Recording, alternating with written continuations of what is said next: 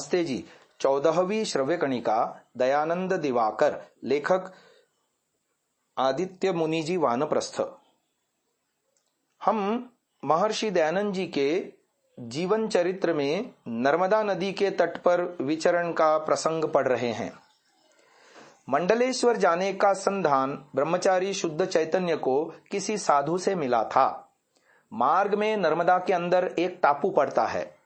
महाराज मानधाता ने यहां तपस्या की थी, इसी से इस टापू का नाम मानधाता पड़ गया है। इसके एक और नर्मदा और दूसरी ओर नर्मदा से निकली हुई कावेरी बहती है। कावेरी आगे जाकर नर्मदा में ही मिल गई है। नर्मदा में मिलने वाली छोटी छोटी नदियों में से कुछ नाम ऐसे भी हैं जो अन्यत्र उन्हीं नामों की बड़ी बड़ी नदियों के हैं। इन्हीं में से एक कावेरी नदी है। अतः हम इस विवरण की सत्यता के लिए इस स्थान का एक स्थल मानचित्र यहां दे रहे हैं। मैं पुस्तक में इसको देख पा रहा हूं। इस मानचित्र से स्पष्ट है कि कावेरी नदी दक्षिण में आकर नर्मदा से मिलती है।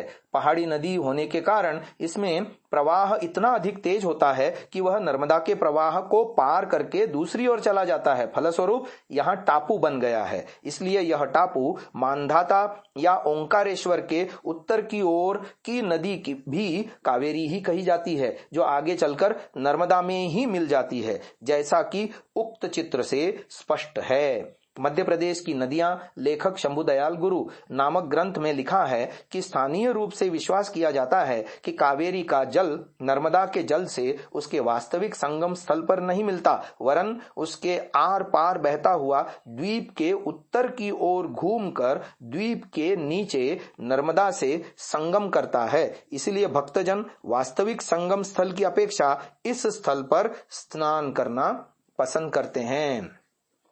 इस टापू में बहुत से मंदिर हैं। इस स्थान का नाम ओंकारेश्वर भी है। कोटि तीर्थ और चक्र तीर्थ भी समीप हैं। नौका से पार होकर यहाँ आना होता है। योगियों के संधान में शुद्ध चैतन्य इन सब स्थानों पर गया आया, लेकिन वह सफल काम नहीं हुआ। कावेरी धारा के आरंभ में पशुपतिनाथ तीर्थ है और अंत में कावेरी नर्मदा के संगम पर कुबेर की तपोभूमि है। वहां से थोड़ी दूर पर च्यवन ऋषि का आश्रम है। कुबेर की तपोभूमि के आगे सप्तमात्रिका तीर्थ है। वाराही, चामुंडा, ब्राह्मणी, वैष्णवी, इंद्राणी, कौमारी और माहेश्वरी, इन सप्तमात्रिकाओं के पृथक पृथक मंदिर हैं।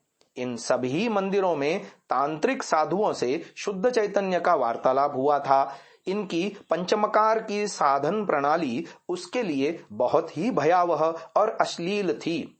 वहां 64 योगिनियों और 52 भैरवों के मंदिर भी हैं।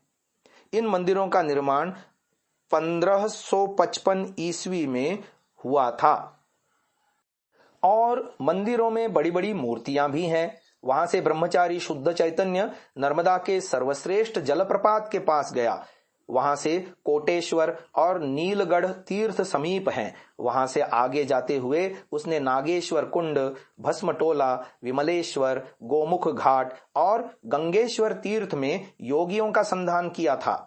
वहां से आगे मतंग मुनि का आश्रम है और नर्मदा के साथ चोरल नदी का संगम है। वहां से मर्दाना और पिपलेश्वर होता हुआ वह मंडलेश्वर तीर्थ पहुंच गया, जहां उसकी भेंट कई योगियों और वैष्णव साधकों से हुई।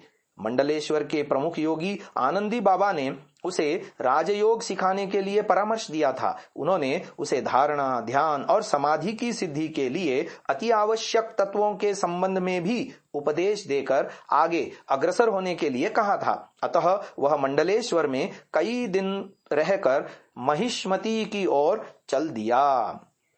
अब आगे आता है महिष्मती से धर्मराय तीर्थ। महिष्मती का आधुनिक नाम महेश्वर है। महेश्वर नगर से थोड़ी दूर पर महेवरी नदी नर्मदा से मिलती है। ज्ञानवादी शंकराचार्य से कर्मवादी मंडन मिश्र का यहां ही शास्त्रार्थ हुआ था। प्राचीन काल में चंद्रवंशीय राजा महिष्मान ने इस नगर को बसाया था। माहेश्वरी संगम में ज्वालेश्वर शिव का मंदिर है। इसके आगे सहस्रधारा नामक स्थान है। वहां उसकी मुक्तेश्वर बाबा से भेंट हुई थी। उनके साथ वह बहुत दूर तक घूमता घामता पर्वत के ऊपर मांडवगढ़ में पहुंचा गया था। इसके साथ ही वह पर्वत और वनों के अंदर जाता हुआ पगारा, धर्मपुरी और खलघाट में भी गया था। खलघाट यह प्रसिद्ध आगरा मुंबई राजमार्ग पर स्थित नर्मदा का एक घाट है। कुब्जा नदी का संगम, दधीच आश्रम, साटक नदी का संगम, कारम और बुटी नदी का संगम, कसरावद, बोधपाड़ा, चिखलदा, राजघाट, कोटेश्वर, मेघनाद नाम के स्थान, गोई नदी का संगम और धर्मराय तीर्थ तक दोनों ने साथ साथ भ्रमण किया था। इनमें से अधिकांश स्थान खरगोन पश्चिम निमाड़ के जिले में पड़ते हैं, जहां इस पुस्तक के लेखक आदित्य मुनि जी वर्ष 1964 से 67 ईस्वी में अपनी शासकीय सेवा के दौरान रह चुके हैं। नर्मदा नदी के किनारे राजघाट में बड़वानी राज्य की राजधानी थी। धर्मराय तीर्थ के पास हिरणफाल तीर्थ के मार्ग की जो घटना ब्रह्मचारी शुद्ध चैतन्य को स्मरण रही। घटना इस प्रकार है। जंगल के अंदर दोपहर के समय एक पेड़ के नीचे वे दोनों विश्राम कर रहे थे। अचानक वन्य वाराहों का एक विशाल झुंड भयंकर गर्जना करता हुआ उन दोनों के चारों ओर आ गया। मुक्तेश्वर बाबा डर के मारे चिल्लाते हुए पेड़ पर चढ़ गए और उन्होंने शुद्ध चैतन्य को भी अपने पीछे पेड़ पर चढ़ने के लिए कहा, पर पेड़ पर शीघ्र चढ़ना उसे नहीं आता था, अतः वह निरुपाय होकर पेड़ के नीचे ही खड़ा रहा। तभी जंगलों में रहने वाले लोग उसके लिए चिल्लाने लगे। साधु बाबा तो पेड़ पर चढ़ गए थे, परंतु उनकी बहुत मजबूत लाठी नीचे ही छूट गई थी, जिसे अपने हाथ में लेकर शुद्ध चैतन्य बचने की आशा छोड़कर लाठी खड़ी करके वाराहों के सम्मुख खड़ा हो गया। वह बार बार लाठी से भूमि पर आघात करके खड़ा रहा। फलस्वरूप वाराहों का झुंड चुपचाप क्षण भर रुककर विकृत और भयंकर आवाज करता हुआ वहां से भागकर चला गया। तब जंगल के रहने वाले स्त्री पुरुष वहां पेड़ के नीचे जमा होने लगे और उससे पूछने लगे कि वह कौन सा मंत्र जानता है जिसके कारण वन के हिंस्र पशु भी डर के मारे भाग जाते हैं। साधु बाबा भी धीरे धीरे पेड़ से नीचे उतर आए और सबसे कहने लगे कि यह साधु बहुत गुणी है। उनसे इस बात को सुनकर जंगल के शतशः स्त्री पुरुष अपना अपना भविष्य का हाल जानने के लिए, औषधि उपचार के लिए और विभिन्न कामनाओं की पूर्ति के लिए शुद्ध चैतन्य के पास आकर उसे घेरने लगे। अतः अगले दिन प्रातः काल वह अकेला ही वहां से भाग चला। तब उसने देखा कि मुक्तेश्वर बाबा भी उसके पीछे पीछे ही दौड़े चले आ रहे हैं। इस प्रकार वे दोनों पुनः एक साथ होकर आगे चल पड़े। आगे घटना आती है धर्मराय तीर्थ से चाणोद। धर्मराय तीर्थ के पास ही हिरणफाल का जंगल है। हिरणफाल यह धार जिले के नर्मदा का एक जलप्रपात है। जंगल के अंदर से नर्मदा का प्रवाह है। ब्रह्मचारी शुद्ध चैतन्य और मुक्तेश्वर बाबा ने जंगल के अंदर प्रवेश किया और पैदल चलते हुए दोनों असुरों की तपोभूमि हिरणफाल में पहुंच गए। वहां उन्होंने एक और तपस्वी साधु को देखा।